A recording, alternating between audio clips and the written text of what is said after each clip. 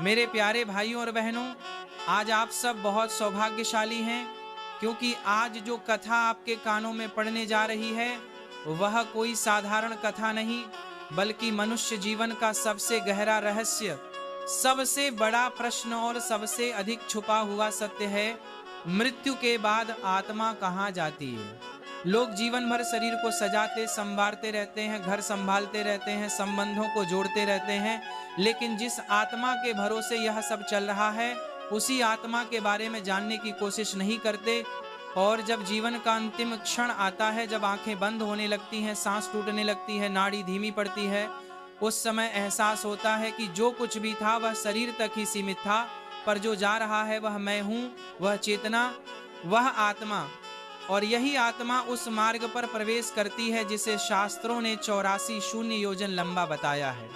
यह मार्ग इतना विशाल, इतना रहस्यमयी, इतना भयंकर और इतना दिव्य है कि इसे बिना गुरु ज्ञान, बिना सत्संग, बिना सत्य को जाने पार करना आसान नहीं।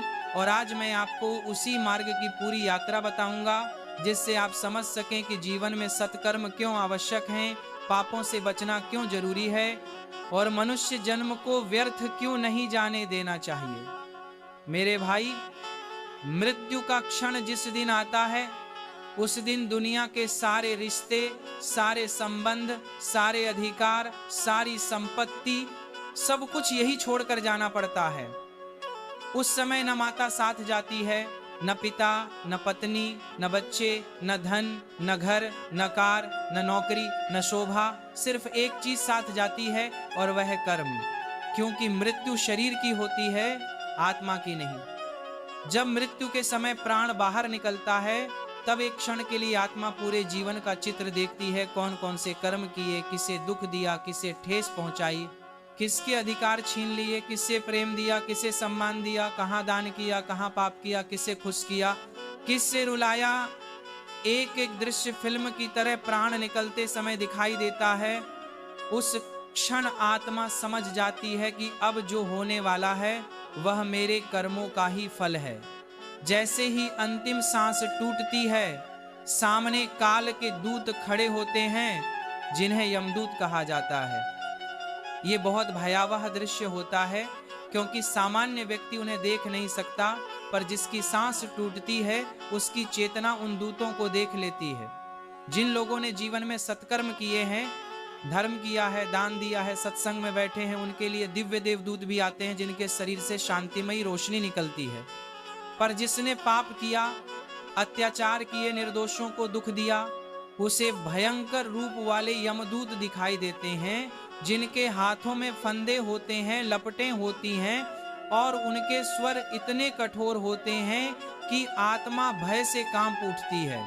जैसे ही आत्मा शरीर से अलग होती है, पहली अनुभूति होती है हल्केपन की, इस शरीर के बोझ से मुक्त होने की। पर उसी क्षण आत्मा को एहसास होता है कि अब वह उस सफर में प्रवेश कर रही है जिसे उसने कभी न सुना, न जाना, न समझा। यह सफर 84 शून्य योजन लंबा बताया गया है। एक योजन लगभग 13-14 किलोमीटर माना जाता है। यानी यह मार्ग करोड़ों किलोमीटर का है, जो इस संसार और परलोक के बीच फैला हुआ है। यह मार्ग किसी सड़क जैसा नहीं, बल्कि चेतना का मार्ग है, जहां आत्मा गति के माध्यम से चलती है। यह मार्ग 3 भागों में बंटा होता है। पहला मार्ग अंधकार का, दूसरा मार्ग कर्मों का दर्पण, और तीसरा मार्ग न्याय का द्वार, जहां से आत्मा स्वर्ग, नरक या पुनर्जन्म में जाती है। मृत्यु के तुरंत बाद आत्मा पहले जिस क्षेत्र में जाती है उसे अंधकार क्षेत्र कहा गया है। ये अंधकार साधारण अंधकार नहीं, बल्कि ऐसा अंधेरा जिसमें अपना अस्तित्व भी दिखाई नहीं देता। आत्मा यहाँ इसीलिए जाती है ताकि उसे शरीर से अलग होने की प्रक्रिया पूरी तरह समझ में आए। यह क्षेत्र लगभग 12 शून्य योजन लंबा बताया गया है। इस दौरान आत्मा कई प्रकार की आवाजें, रोने चिल्लाने की ध्वनियां, प्रलय जैसे स्वर सुनती है, क्योंकि वहां अनेक आत्माएं एक साथ भटकती रहती हैं।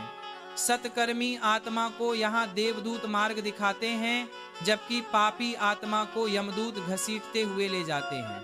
अंधकार क्षेत्र के बाद आत्मा पहुंचती है कर्म प्रतिबिंब क्षेत्र में, जिसे दर्पण लोक कहा गया है। यह मार्ग लगभग 42 शून्य योजन लंबा है और यहाँ आत्मा को अपने सभी कर्म दिखाई देते हैं। हर एक कर्म छोटा हो या बड़ा सामने खड़ा हो जाता है। जिस व्यक्ति को आपने दुख दिया वह कर्म रूप में आपके सामने खड़ा होता है। जिस व्यक्ति को आपने ठेस पहुंचाई उसका दर्द एक ऊर्जा बनकर आपके पास आता है।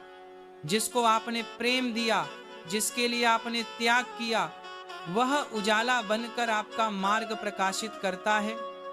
यह क्षेत्र बहुत भयावह भी हो सकता है और बहुत दिव्य भी। यह निर्भर करता है आपके कर्मों पर। इसके बाद आत्मा पहुंचती है न्याय क्षेत्र में, जो 30 शून्य योजन लंबा बताया गया है। यहाँ तक पहुँचते पहुँचते आत्मा थक चुकी होती है, भयभीत भी होती है। पर न्याय क्षेत्र में प्रवेश करते ही आत्मा को लगा कि अब उसके ऊपर से पर्दा हटने वाला है। न्याय क्षेत्र में 4 द्वार होते हैं। पहला नरक का, दूसरा पुनर्जन्म का, तीसरा प्रेतलोक का और चौथा स्वर्ग का। आत्मा को इनमें से किस द्वार में भेजा जाएगा, इसका निर्णय वहां के दिव्य अधिकारी और स्वयं यमराज द्वारा होता है। स्वर्ग का द्वार सोने की तरह चमकता है, सामने दिव्य प्रकाश होता है। नरक का द्वार आग की लपटों से घिरा होता है, जो इतना भयंकर दिखाई देता है कि आत्मा उसे देखकर कांप उठती है। पुनर्जन्म का द्वार साधारण होता है, जहां वातावरण शांत लेकिन खाली होता है, जैसे किसी नई शुरुआत की तैयारी चल रही हो। प्रेतलोक का द्वार धुएं जैसा अर्ध अंधकार से बना हुआ होता है, जहां अधूरे कर्मों वाली आत्माएं पुनर्जन्म के बिना अटक जाती हैं। मेरे प्यारे भाइयों और बहनों, आपने मृत्यु के बाद आत्मा की 84 शून्य योजन लंबी यात्रा के प्रथम भाग को सुना, जिसमें आत्मा अंधकार के क्षेत्र से गुजरती है, कर्मों के दर्पण से टकराती है और फिर न्याय क्षेत्र तक पहुंचती है, जहां उसे उसके कर्मों के अनुसार मार्ग मिलता है। लेकिन आज के इस द्वितीय भाग में मैं आपको वह रहस्य बताने जा रहा हूं जो सामान्य लोग नहीं जानते, जिसे शास्त्रों में बहुत गहराई से छिपाकर रखा गया है, जिसे केवल गुरु ज्ञान से ही समझा जा सकता है कि न्याय के बाद आत्मा की यात्रा कहाँ और कैसे होती है, नरक और स्वर्ग वास्तव में कैसे हैं, पुनर्जन्म की प्रक्रिया क्या है और आत्मा किस प्रकार दूसरी दुनिया में प्रवेश करती है। यह ज्ञान कोई सामान्य ज्ञान नहीं है, यह वह दिव्य विज्ञान है जिसके आधार पर सृष्टि के नियम चलते हैं। और मैं चाहता हूं कि आप इसे ध्यान से सुने, क्योंकि ऐसा ज्ञान हर किसी को नहीं मिलता, और जिसे यह मिल जाए उसका जीवन और परलोक दोनों सुधर जाते हैं। तो भाइयों, जब आत्मा न्याय क्षेत्र में खड़ी होती है, जहां 4 विशाल द्वार दिखाई देते हैं, स्वर्ग, नरक, प्रेतलोक और पुनर्जन्म के द्वार, वहां आत्मा का अंतःकरण पूरी तरह खुल जाता है। वहां आत्मा का कोई बहाना नहीं चलता, ना कोई झूठ चलता है, ना कोई चतुराई चलती है। वहां सिर्फ और सिर्फ सत्य की ध्वनि सुनाई देती है, वह सत्य जो मानव जीवन में अक्सर छिपा दिया जाता है, पर मृत्यु के बाद सब कुछ स्पष्ट दिखाई देता है। देवदूत या यमदूत आत्मा को उसके कर्मों का अंतिम हिसाब सुनाते हैं। यह दृश्य इतना गहरा होता है कि आत्मा वहां खड़े होकर रो सकती है, कांप सकती है, हंस सकती है, डर सकती है। सब कुछ उसके कर्मों पर निर्भर करता है। अब देखिए, अगर आत्मा ने जीवन में अत्यधिक दान किया, प्रेम किया, सेवा की, निर्दोषों की सहायता की, सत्संग में बैठी, गुरु की शरण में रही, तो उसके आसपास एक दिव्य प्रकाश फैल जाता है। यह प्रकाश उसके कर्मों से ही उत्पन्न होता है। यह प्रकाश उसे स्वर्ग के मार्ग पर ले जाने के लिए देवदूतों को आकर्षित करता है। देवदूत आत्मा को एक दिव्य पालने जैसी ऊर्जा में बैठाते हैं और स्वर्ग के द्वार की ओर ले जाते हैं। स्वर्ग का द्वार इतना विशाल होता है कि मनुष्य की आंखें उसे सहन नहीं कर सकती। वह सोने जैसा चमकता है। उसके पास पहुंचते ही आत्मा आनंद से भर जाती है। स्वर्ग के भीतर प्रवेश करते ही आत्मा को ऐसा अनुभव होता है कि जैसे वह किसी अमृत लोक में आ गई हो। वहां कोई दुख नहीं, कोई पीड़ा नहीं, कोई भय नहीं, कोई चिंता नहीं, सिर्फ आनंद, प्रकाश, संगीत, श्वास और दिव्यता का अनंत संसार। वहां देवता, गंधर्व, किन्नर, सिद्ध लोग रहते हैं। वहां समय का भी प्रभाव नहीं। लोग हजारों वर्षों तक वहां दिव्य सुख भोगते हैं। लेकिन यह भी ध्यान रखना कि स्वर्ग स्थायी नहीं है। स्वर्ग में केवल उतना समय मिलता है जितने अच्छे कर्म आपने किए हैं। जैसे ही उस पुण्य का फल समाप्त होता है, आत्मा को पुनः पृथ्वी पर जन्म लेना पड़ता है। यह नियम शाश्वत है। अब बात आती है नरक की। मेरे भाइयों, नरक की कल्पना से ही मनुष्य का हृदय कांप उठता है। नरक कोई साधारण स्थान नहीं जहां लोग सिर्फ आग में जलते हैं। नरक में 28 से अधिक प्रमुख कक्ष हैं और हर कक्ष अलग प्रकार के कर्मों के लिए बनाया गया है। जिस व्यक्ति ने हिंसा की वह हिंसा के कक्ष में जाएगा। जिसने चोरी की वह अपने कर्म के अनुसार कष्ट पाएगा। जिसने निर्दोषों को रुलाया उसे रुलाई का फल मिलेगा। जिसने पाप किए वह पापों की ऊर्जा से बने कक्ष में जाएगा। वह आत्मा को वही दर्द महसूस होगा जो उसने दूसरों को दिया था, और उससे अधिक नरक में समय की कोई गिनती नहीं होती। वहां पीड़ा का हर क्षण एक युग जैसा लगता है। नरक में यमदूत आत्मा पर दंड लागू करते हैं और यह दंड कर्मों के अनुसार तय होता है। जिस व्यक्ति ने जीवन में अहंकार किया वह नरक में अपने घमंड को 1000 गुना बोझ की तरह महसूस करता है। लेकिन भाइयों, नरक भी स्थायी नहीं है।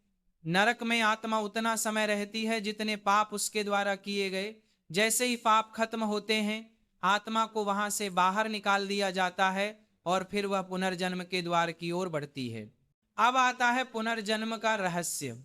पुनर्जन्म कोई सामान्य प्रक्रिया नहीं है। यह सृष्टि का सबसे वैज्ञानिक, सबसे जटिल, सबसे अद्भुत नियम है। जब आत्मा नरक या स्वर्ग का फल भोग कर निकलती है तो उसे नए शरीर की तलाश करनी होती है। ये खोज स्वयं आत्मा नहीं करती, बल्कि उसका संचालक, उसका कर्म उसे नए गर्भ की ओर खींच ले जाता है। यह वह खींचाव है जो आत्मा को मजबूर करता है कि वह किसी माता के गर्भ में प्रवेश करे। यह प्रक्रिया बेहद गहरी है। जब कोई दंपत्ति गर्भ धारण की अवस्था में होते हैं तब अनगिनत आत्माएं उस गर्भ की ओर आकर्षित होती हैं, लेकिन केवल वही आत्मा गर्भ में प्रवेश कर पाती है जिसका कर्म उस गर्भ से मेल खाता है। जैसे ही आत्मा गर्भ में प्रवेश करती है वह पूरी तरह अपने पिछले जन्मों की स्मृति भूल जाती है। यह भूलना कोई कमजोरी नहीं बल्कि ईश्वरीय नियम है, ताकि आत्मा नया जीवन, नई शुरुआत कर सके। लेकिन ध्यान रहे, कर्म नहीं मिटते, बस स्मृति हटती है। जो कर्म आपने किए हैं वही आपके नए जीवन का स्वभाव, परिस्थितियां, परिवार, अवसर, संघर्ष और हर कदम निर्धारित करते हैं। संसार में कोई भी संयोग नहीं होता, सब कुछ कर्मानुसार होता है। कोई राजा बनता है, कोई गरीब बनता है, कोई धनवान बनता है, कोई बुद्धिमान बनता है, कोई शक्तिशाली बनता है, कोई बीमार पैदा होता है, कोई स्वस्थ पैदा होता है। ये सब कर्मों के आधार पर तय होता है। अब बात आती है प्रेतलोक की। प्रेतलोक वह स्थान है जहां वे आत्माएं जाती हैं जिनके कर्म अधूरे रह गए हों, जिनकी मृत्यु अचानक हुई हो, जिनका कोई संस्कार न हुआ हो, जिनकी इच्छाएं बहुत प्रबल हों, या जिनका मन किसी वस्तु या व्यक्ति में बहुत अधिक आसक्त हो। ऐसे लोग मरने के बाद आगे नहीं बढ़ पाते। उनकी आत्मा मध्य में अटक जाती है। वे खाना नहीं खा सकते, सो नहीं सकते, किसी से बात नहीं कर सकते, पर सब देख सकते हैं।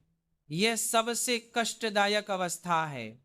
इसीलिए शास्त्रों में पिंडदान, तर्पण, श्राद्ध आदि किए जाते हैं ताकि आत्मा को आगे बढ़ने में सहायता मिले। अब सुनो भाइयों, आत्मा की यह यात्रा इतनी विशाल, इतनी रहस्यमयी है कि मनुष्य इसे समझ ही नहीं सकता जब तक वह जीवन में सत्संग न सुने, अपने गुरु का मार्गदर्शन न ले। 84 शून्य योजन की यह यात्रा सिर्फ भय दिखाने के लिए नहीं बताई गई, बल्कि इसीलिए ताकि मनुष्य समझ जाए कि जो शरीर उसने पाया है, ये अवसर उसे यूं ही नहीं मिला। मनुष्य जन्म को देवता भी पाने की इच्छा रखते हैं, क्योंकि मनुष्य ही ऐसा प्राणी है जो कर्म बदल सकता है, जीवन बदल सकता है, अपने भविष्य का निर्माण कर सकता है, यहां तक कि अपने परलोक तक को बदल सकता है। इसलिए भाइयों, जीवन में अहंकार मत करना, किसी को दुख मत देना, क्रोध मत पालना, ईर्ष्या मत रखना, अत्याचार मत करना और सत्कर्म करना, सेवा, दान, प्रेम, सत्य, भक्ति, संत संग, इनका फल मृत्यु के बाद आत्मा को प्रकाश के मार्ग पर ले जाता है। मनुष्य जिस दिन यह समझ लेता है कि मृत्यु अंत नहीं है बल्कि एक यात्रा की शुरुआत है, उस दिन उसका हर कर्म सुधर जाता है। क्योंकि जो व्यक्ति मरने के बाद का जीवन समझ लेता है, वह किसी भी जन्म में नहीं डूबता, वह मुक्त हो जाता है। यही मुक्ति मनुष्य जीवन का अंतिम लक्ष्य है।